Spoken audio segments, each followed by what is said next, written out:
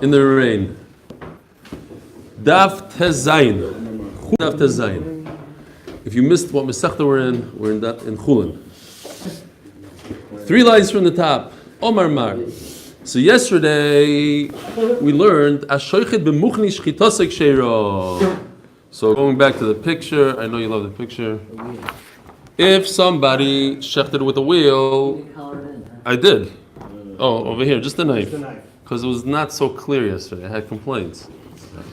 My own complaint. No. You'll see. There's more colors.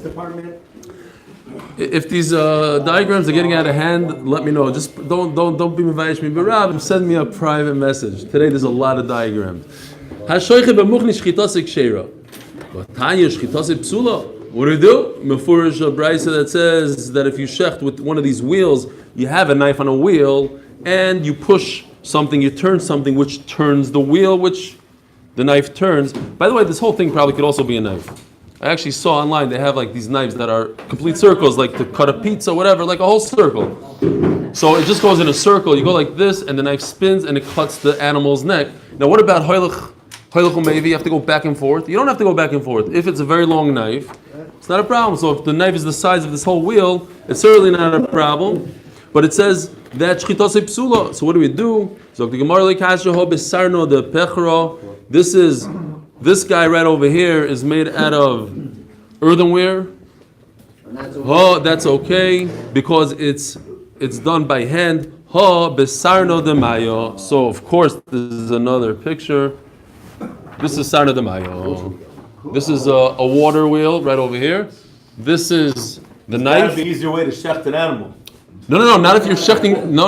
If you're shechting hundreds of animals, you just sit there and go next. You let the Arab put the neck in, and you just go like this. You keep on cranking. Now, this is the easiest way ever. This is just water. The water is doing all the work to push your knife.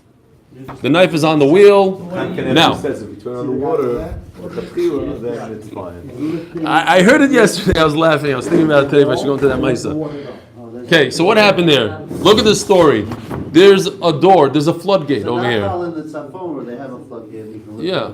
So he lifted up the gate and he let the water out. As soon as he lets the water out, it turns the wheel. Now, what if you come back 6 months later and you want to shecht with that wheel? Obviously, it's not your maisa. You didn't do it. So what is it? So that's what the Gemara is going to go into right now. So according to this pshat, Besarno de Mayo, this pshat says, since it's with water, it's always no good. You can never get a good shchita out of a watermill. Both cases are talking about a watermill. So, as soon as I open up the floodgate, the first water that comes through and turns the wheel one time, let's say, that's your koyach.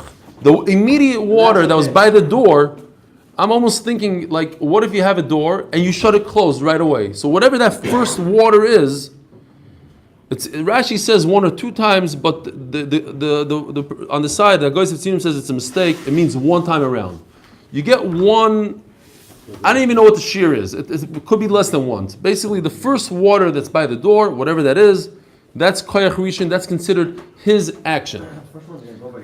What?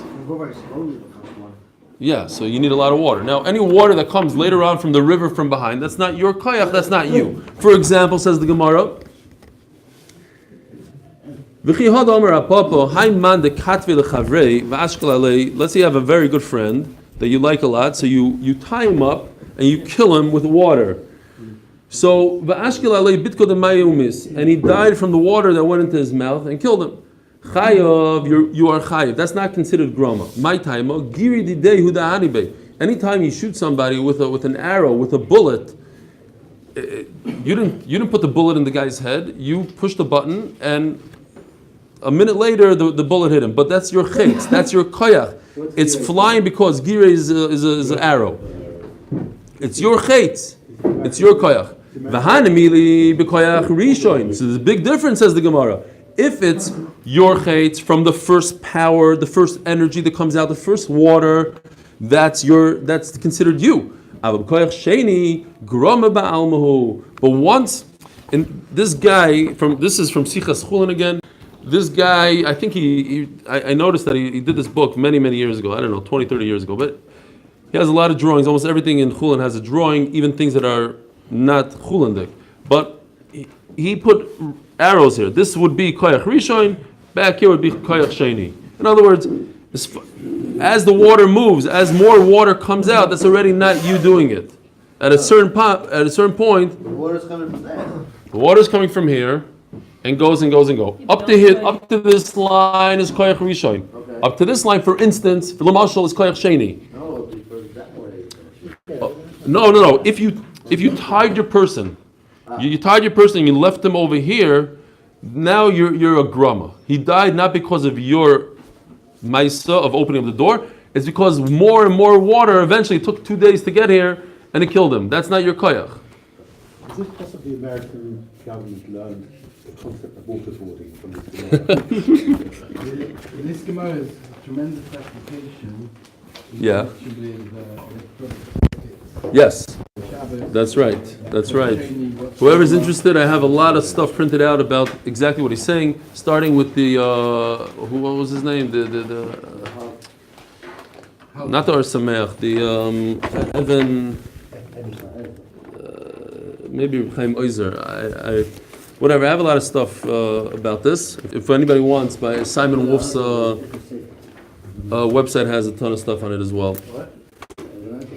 There's a lot of sugis and shas about this exact thing. If you put your friend in a pit that has a ladder and you remove the ladder, if you put your friend in front of a fire and the fire eventually gets there, these are all different. Places brings if you shoot a chayes and there's a tris in A front. tris, and then you remove the tris. Right. Many sugis and shas. This is the sugi of grama. When you switch a tap on, whether that is considered koyach odom. The first bit that comes out from tap is koyach odom, and not Right. what comes out later. So what does the first bit mean? I'm not exactly sure what the shear is. It's the whole faucet, the second. How do you define it? It's 1 second, 3 seconds, 6 seconds. Stop it.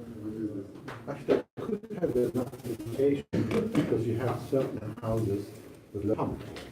Right. And the pump only cuts in after 2 or 3 seconds when the water is flowing. Right. So it's not your koyach. So it's not your prayer, you're saying that, and that would be Grom on Shabbos. Right. Okay, Zog the Gemara. Could everybody see inside the Gemara with this low light No, we issue? need one of those lamps from yesterday. What was yesterday? Lamp? Oh, from 2 days ago. Yeah, okay, you confused me there. You're talking about the Cheres lamp. Yeah. Fine. Next sugya. Yosef Rav Achoyre de Rebbe Chia. Rav sat behind Rebbe Chia. We have this a lot in Shas. The way they used to sit in front of the Rabbeim, they had a certain order. So Rav sat behind Rebbe Chia, and Rebbe Chia kamei the Rebbe. So the first one, Rebbe was giving the shir.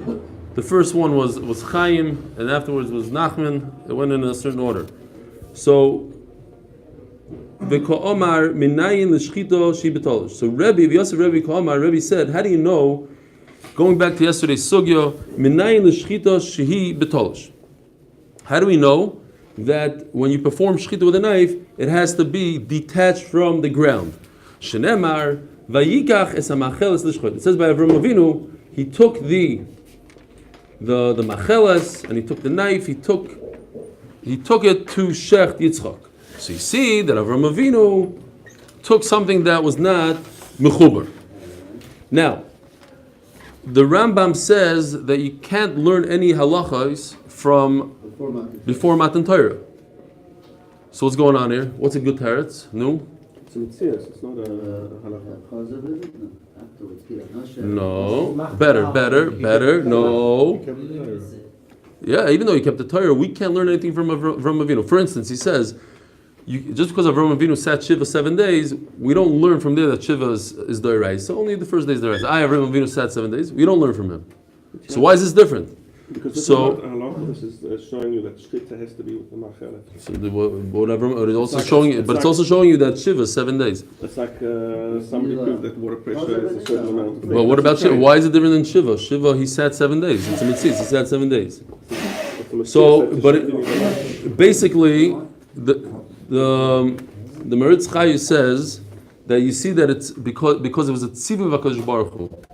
Baruch Hu said, take it and go. So in Mela, that becomes halacha similar to what else was there? There was another halacha like that. The Minchas Chinuch.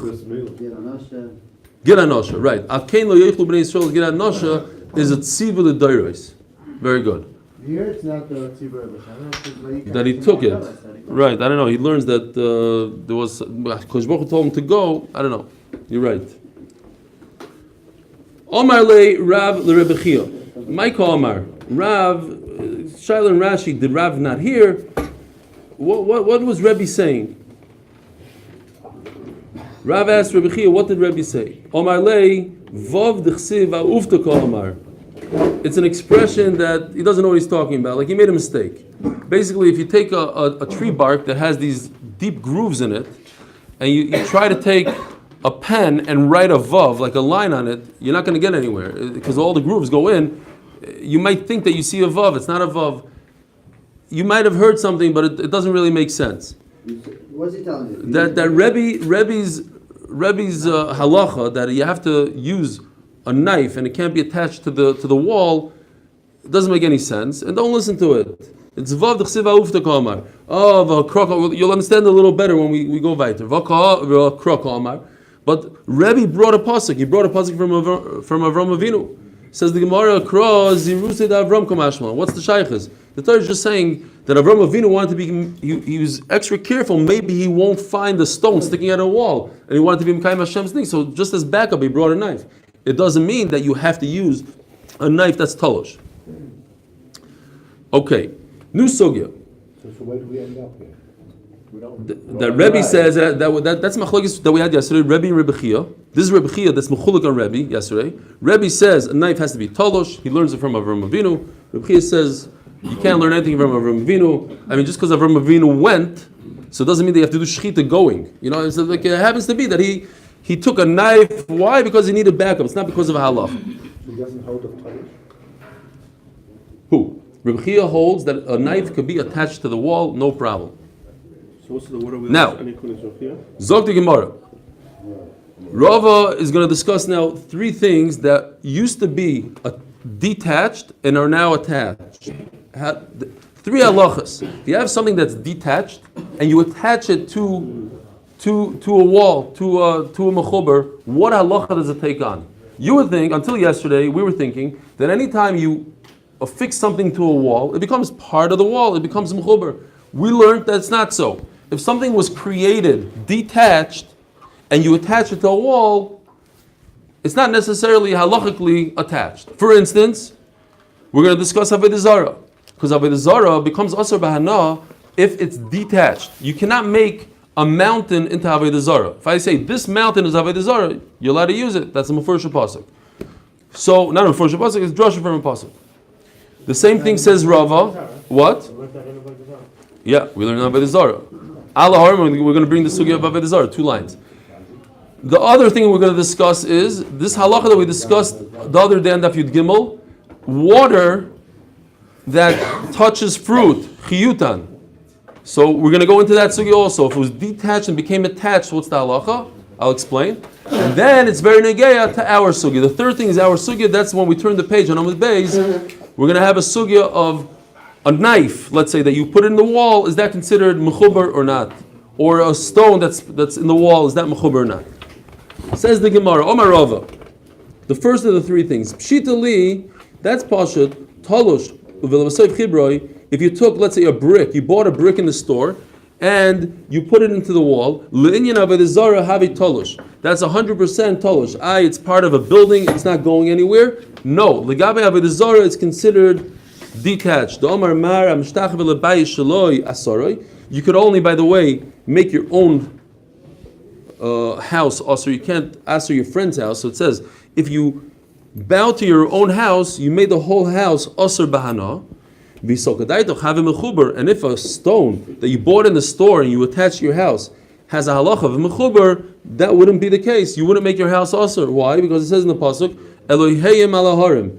Their gods are on top of the mountain. V'lo yeharim Elohim, but not the mountain itself could be a god. In other words, you can never make a mountain into Avodah Zarah.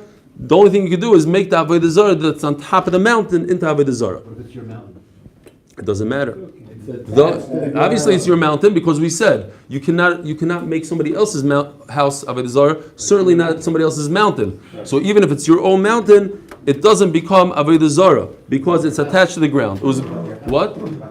Your house was not attached when it was created. You took materials from other places and you made it. And that's the sugi. That's what he's saying. Something that was talush and became a chubar has a halacha of talush. We view your house as a moving object.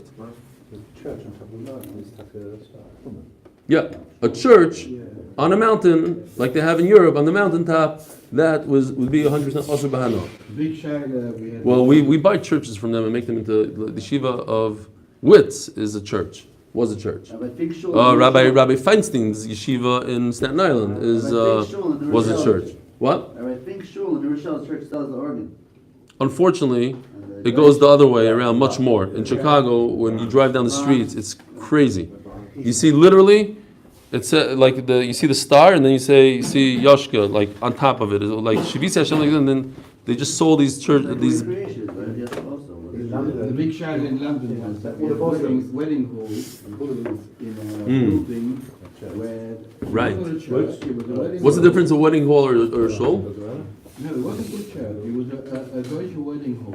Yeah. But they Avodah Zarah. They conducted Hindu weddings. Yeah, I remember that. Yeah. Which used Avodah Zarah thing. And the shayla was, is this a building? Does a building become asa? Yeah. Right? And based on this Gemara, that a building doesn't become asa. Doesn't? No. Why? It says in this Gemara it does. Yeah, but we've asked him that. So not based on this Gemara, based on the Psak. Yeah, Okay. but the problem was that they kept the curtains in the wall there, in a cupboard, so it was actually in the building.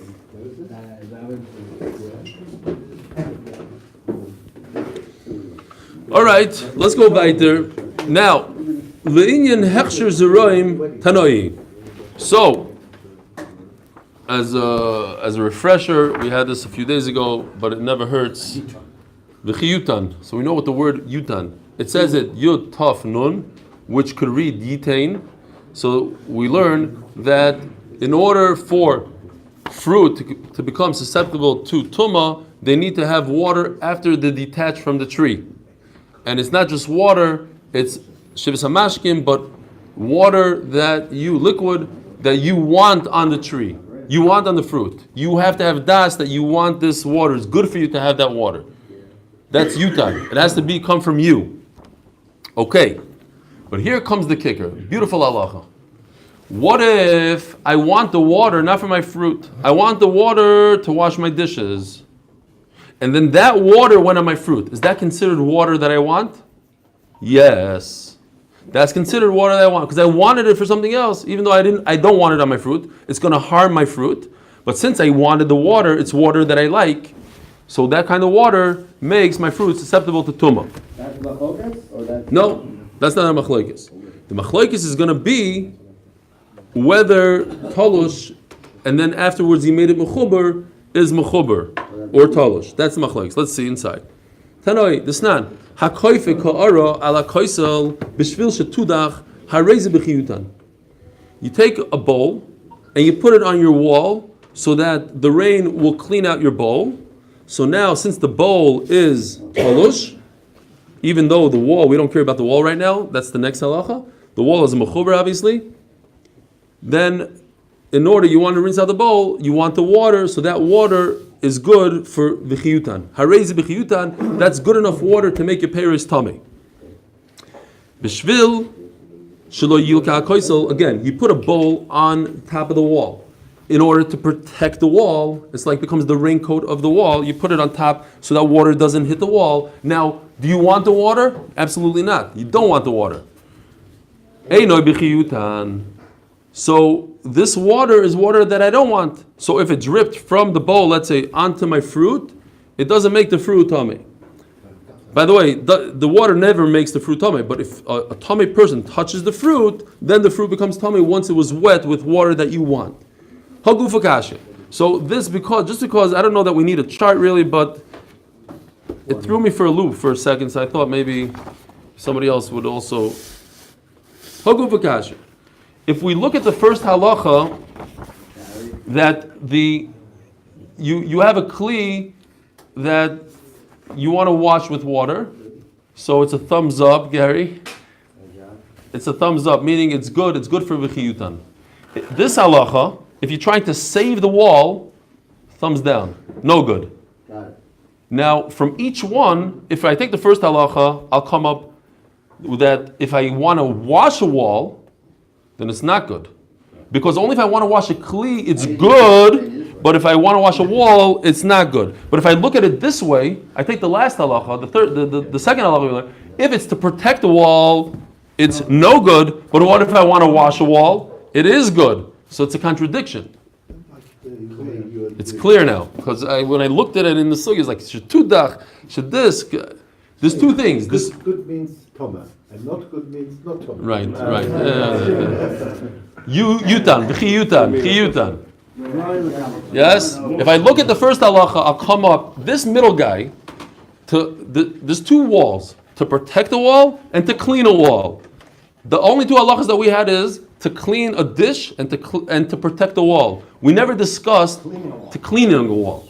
So if I look at the first halacha that says if I'm cleaning a dish, mashma only a dish becomes kiyutan, but a wall that's mechuber is not kiyutan, will be downwards. But if I look at the second halacha, to protect the wall, what about cleaning a wall? Protect the wall is no good, but to clean a wall would be chiyutan. Now, the only way to explain that, there's two ways to explain it. That's actually machlekes. This man, the Omar, holds that a mechuber, that a tolush that afterwards became a chubar, is considered a tolush, a mechuber, and therefore it's no good.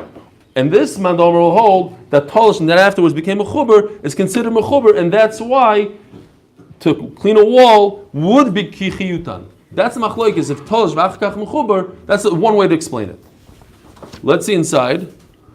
Gary, you're looking at me like I don't know what I'm talking about.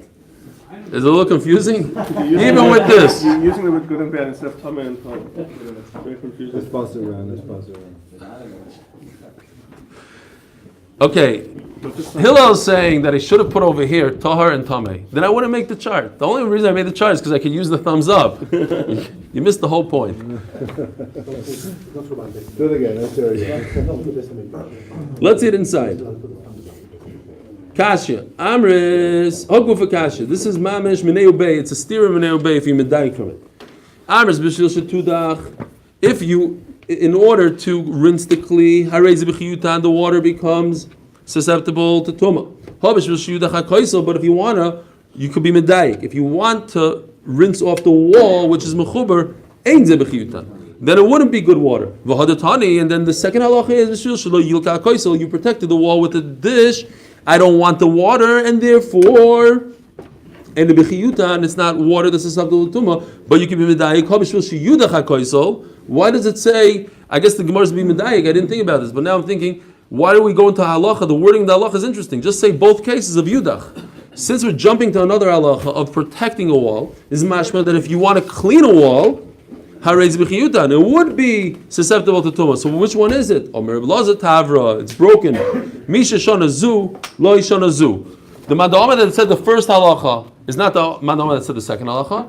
And what is the machlokes? Machlokes is something that was talush, a wall, a brick wall that I bought a whole bunch of bricks from an outside source, and I piled them up on top of each other, and I created a wall. Is that wall considered mechuber or considered talush?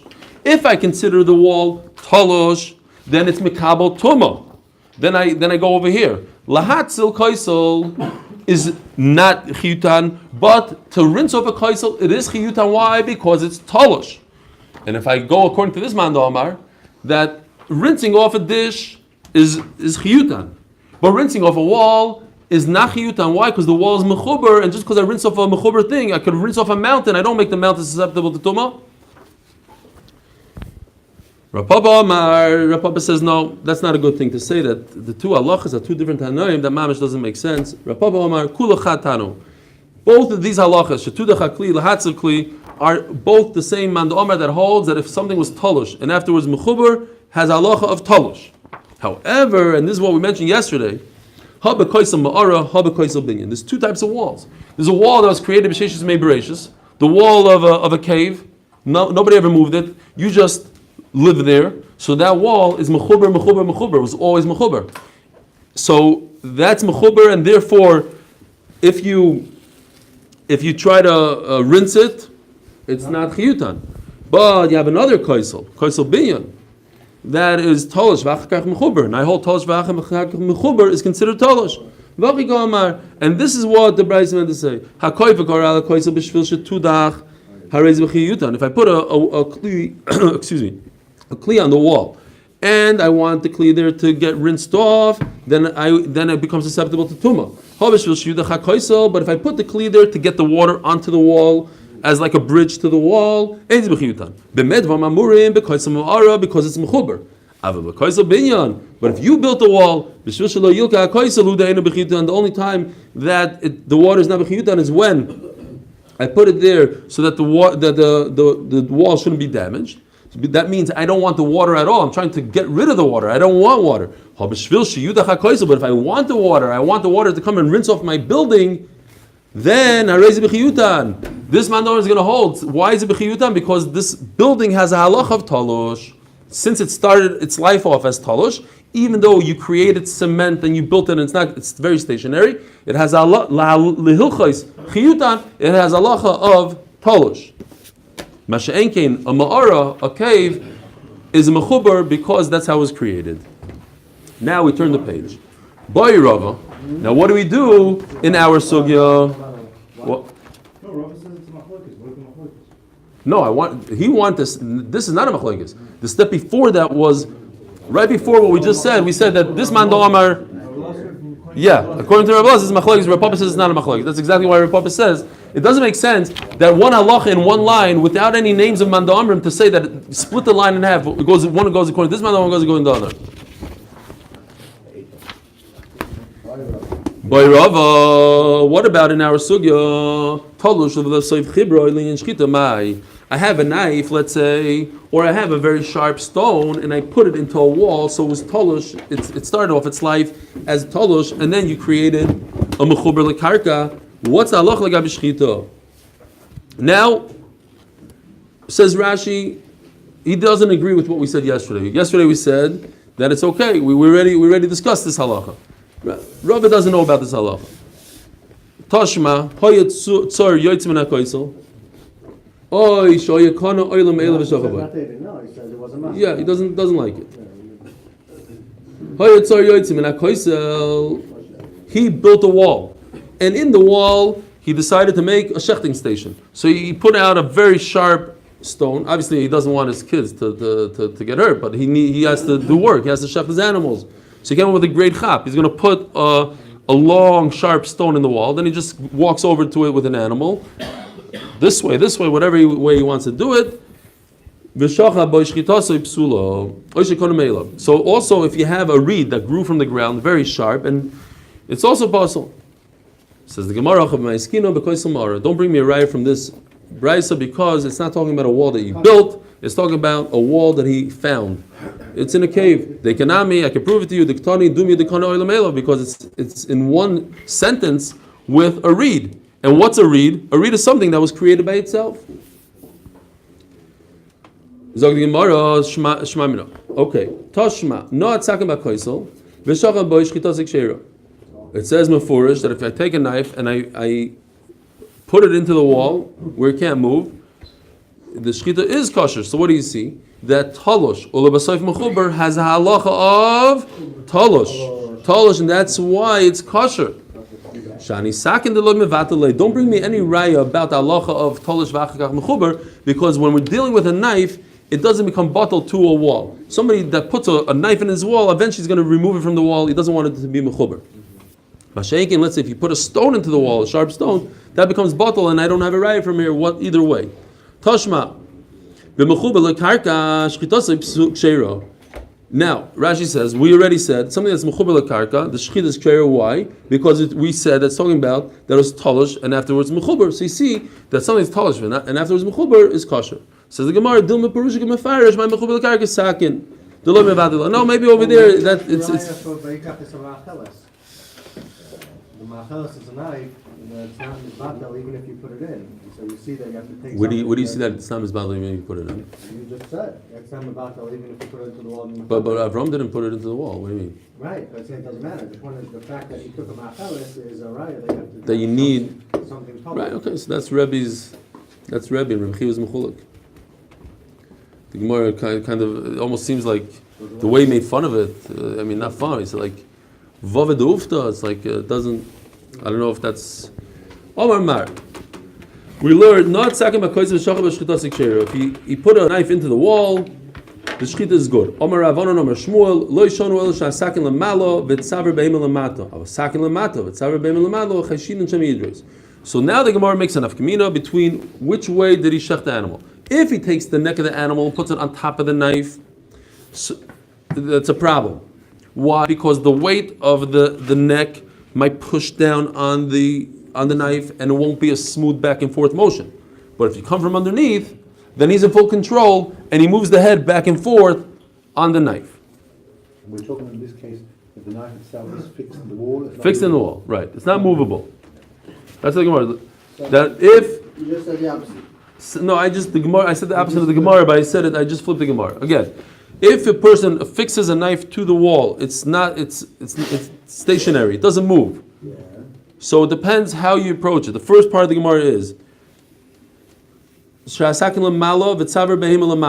it comes from underneath the neck of the animal, here's the knife, and this is the animal, he goes like this to the knife. And that is? That's kosher because we're not worried about drisa. Drisa means a downward movement of the knife into the neck of the animal. Over here it's not downward movement unless he pushes upwards like that. We're not worried about that. He takes the animal and he nicely slices very gently slices its neck. But he's still moving. But if he comes from on top of it, this is the knife and he takes we're worried that the weight of the animal is going to go downwards instead of side to side.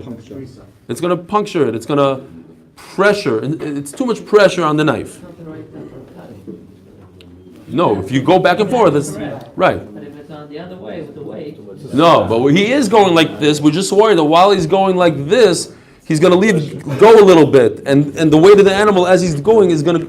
He's going to use gravity. Oh, that's the part. If you're using gravity on top of the knife, that's drasa. That's pressure, drisa, drasa. That's no good. But when you're coming from underneath the knife, there's no gravity. You have to hold it. So we're not worried about drasa. Says the Gemara, but wait a minute. Yesterday we learned bein sakin lamato v'tzaver bein lamalo, bein sakin lamalo v'tzaver bein lamato. Is what? Is okay. It's kosher. Doesn't matter how we do it. Omar Rav Zvid litzdadim ktani. Sakin lamato v'tzaver bein lamalo betolosh. Okay, let me. The last second. This is one of those 705 charts. I just did it. Again, if it's getting out of hand, text message me. This is yesterday's brayso that we learned. She lifted a little bit. I need to see it also. Okay, so we're dealing with that also. You could check with anything, tolish and mechuber. Then it says, ben shasakin lamalo, ben shasakin lamato. So now the Gemara says, the answer of the Gemara is very simple, that this is one halacha. Ben betolish, ben mechuber is one halacha. Stop, ignore this. Now there's another halacha. Sakin lamalo, if the knife is above, then that's talking about mechuber. Mechuber and this go together. Don't think, the Gemara says, don't think that we're talking about tolish and mechuber in sakin lamala and sakin lamata. No. The case that I shecht an animal when the neck is above the knife is not when the knife is mechuber. That's only in the tolish case. Satmer today, that let's say Satmer does it, I don't know if it's true, but let's say Satmer shechs when the animal's standing up, meaning the knife is underneath the neck. Right? Little bit of problem. But that's because it's tolish. I'm holding the knife, I'm in full control, so now there's no gravity anymore. I'm doing the action with the knife. The animal's standing straight, and I shech back and forth. The knife is talish is much better than if the knife is stationary. So sakin lamala is referring to talish and mechuber. Sakin lamata is Sakin lamalo is mechuber and talish. Yeah, of course, both. Yeah. Talish is a kolchkin. Right. Talish even works when the knife is underneath the neck, but only talish, not mechuber. Because if it's mechuber, then it's a problem of drasa. All the Gemara is doing here is saying that the ratio of the brisa is separated. It's one halacha and then stop. Ignore that. It doesn't apply to the bottom of the brisa because in the bottom it's one case is tolish and mechuber, and one case is only tolish. Why would Sakot standing up? If there's I don't know. weight of the head of the They probably say there's another risk the other way. It's not you know, like Rabbi Schoenberg said that in England they're stopping this upside down business. They say they don't want in England they don't allow animals to be upside down before they die. It's tzar belachaim. America also, no?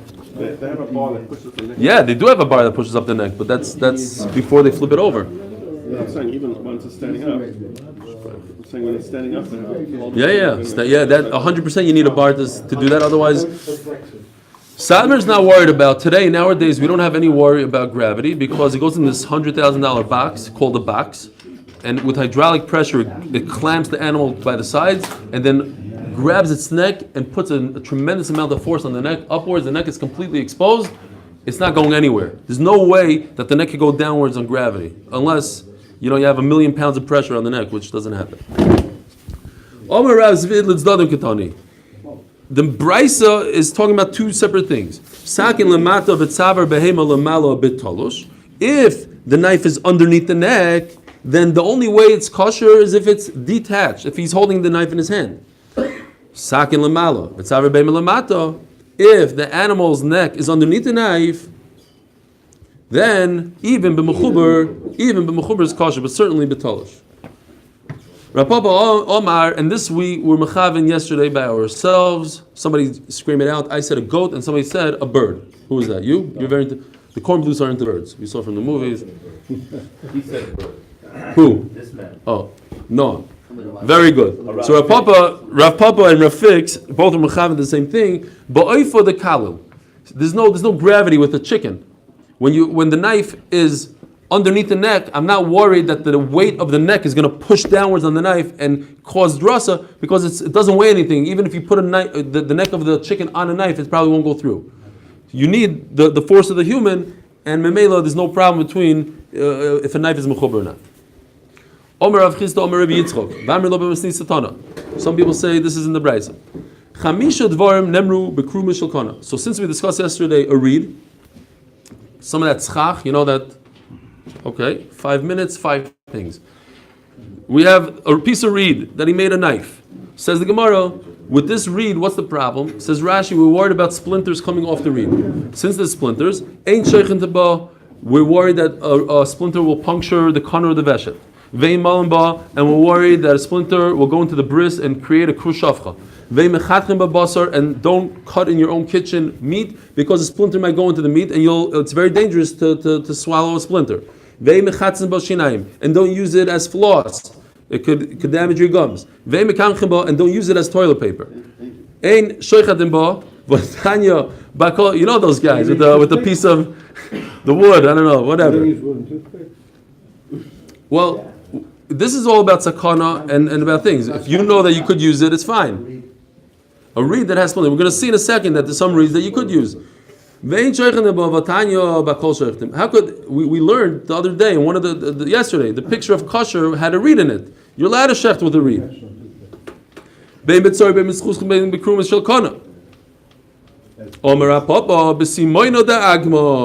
What's simoina da'agma? Not a reed like we know it, but with this stuff. That is okay?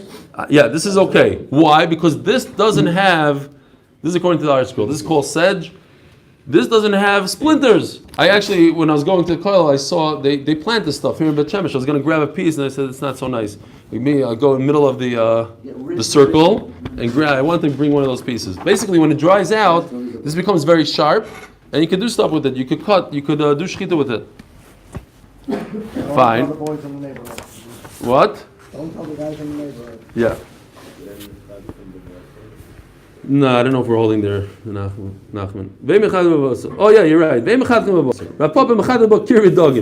You don't cut meat, red meat, but Rav Papa used to cut fish with it. Why the zigi? Because fish is transparent. If there's a chashash of a splinter, you could see the splinter.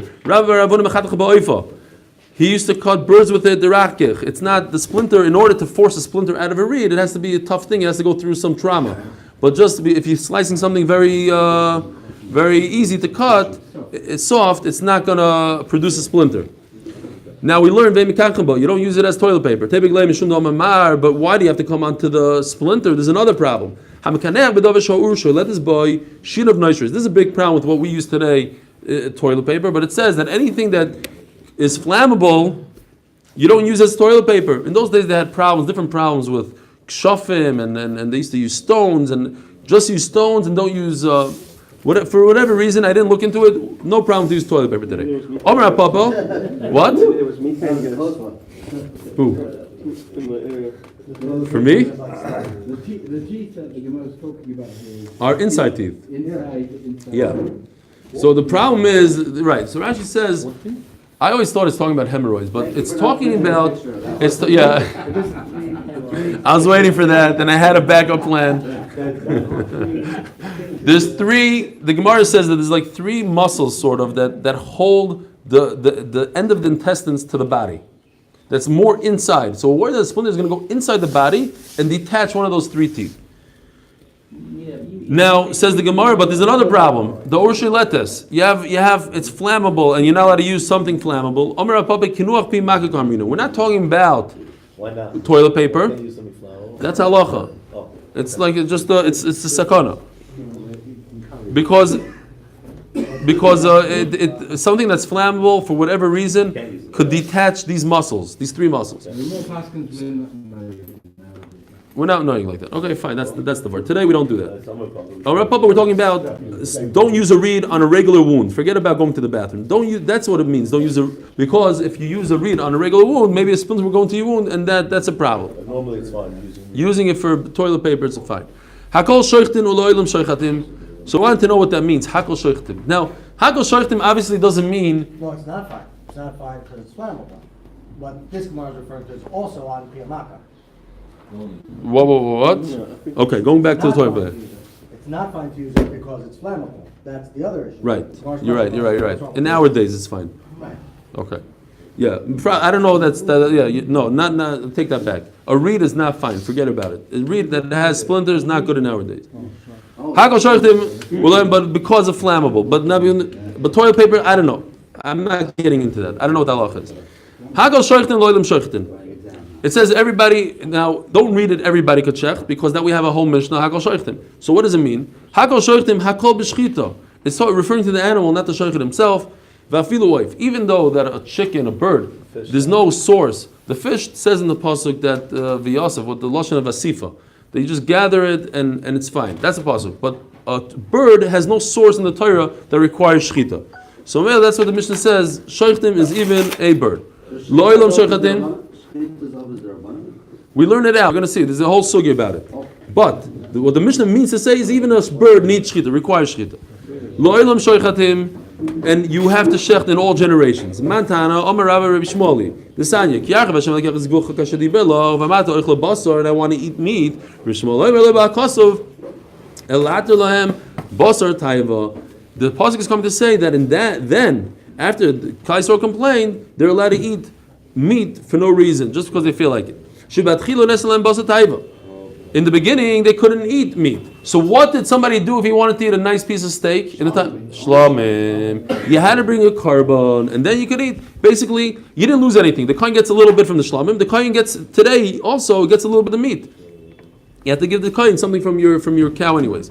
Once they gave him the Eretz Yisrael, and now that they left Eretz Yisrael, they went into Golos. I would think maybe it should go back and you shouldn't be able to shech. That's what the Mishnah says. In all generations, you're allowed to shech. You don't have to be shlom. Masculine of Yosef. The wording is no good. The point is not that you could shech. The point is that you could eat meat. V'oy mikara my time itzar. So now the Gemara goes into like time of the cross, sort of. Interesting. What's the whole reason it's also mishum dahava mikara mishkan? When you're very close to the mishkan, it's not a tircha. You just bring a shlomim then eat. Well, my time Ishtaru, and how come when they went to Eretz Yisrael, people lived all over. They lived in Tzfat. You're not going to make a guy go from Tzfat to Yerushalayim just to eat a piece of meat. V'koshkin hashto, and then when there's galos, the archiku lutfei is even further away from Eretz Yisrael. Certainly, you shouldn't have to go there to bring a shlom. You should be able to eat. Okay,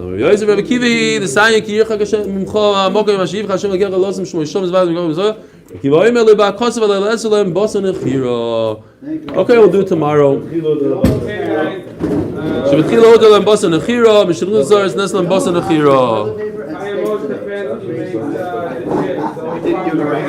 What? You asked me about this church business. Why it was mutter. The answer is that the Gemara is talking about